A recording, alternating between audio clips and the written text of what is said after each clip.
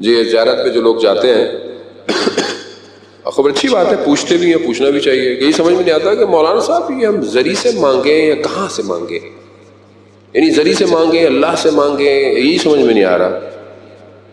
یعنی یہ کیوں پرابلم ہے؟ کیونکہ توحید صحیح نہیں ہے ہماری. جب توحید صحیح ہو جائے گی تو پھر سمجھ میں آئے گا کہ یہ سامنے زری کس کی ہے.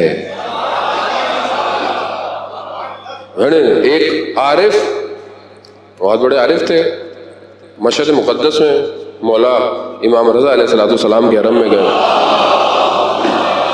صلی اللہ علیہ محمد، مولا کے حرم میں گئے اور آپ بھی ماشاءاللہ گئے ہوں گے. اللہ آپ سب کو آج کی شب کے صدقے میں زیارت نصیب فرمائے.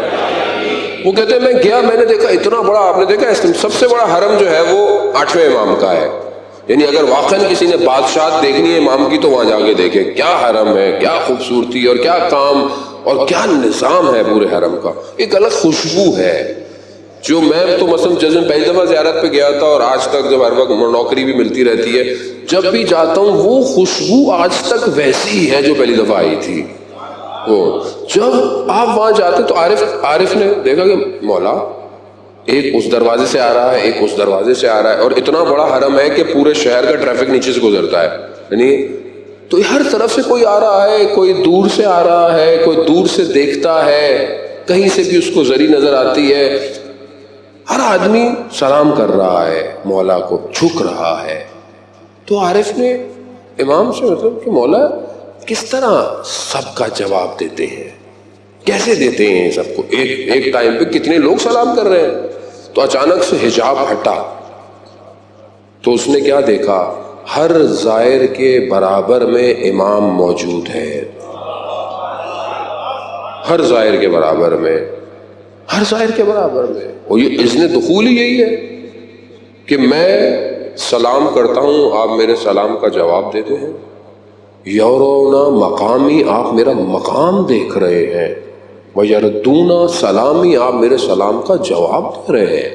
یعنی آپ دیکھ رہے ہیں میرا مقام کیا ہے. نہ صرف ظاہری، باطنی بھی مقام دیکھ رہے ہیں. امام ہے. ہماری ابھی تک امامت حل نہیں ہوئی عزیزان محترم. خوب آپ مولا سے مانگیں کہ مولا آپ دے، اللہ نے ان کا انتخاب کیا ہے.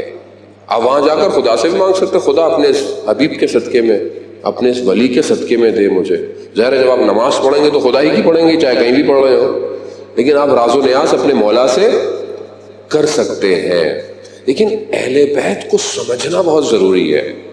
جب تک یہ معرفت نہیں ہوگی کہ کائنات کے اس وجود میں ان کا وجود کیا ہے، کیا وجود ہے ان کا، کیا ہے ان کا وجود، کہاں ہے ان کا وجود، اور کتنی دسترس ہے اس وجود کی، تب یہ ہستیاں سمجھ میں آئیں گی. تب آپ کو سمجھ میں آئے گا کہ میں کیا کر رہا ہوں، میں کیا کر رہا ہوں ان کے سامنے. یعنی بہت مشکل تھا لوگوں کے لیے، لیکن جو ان کو سمجھ گئے وہ تڑپتے تھے، تڑپ رہے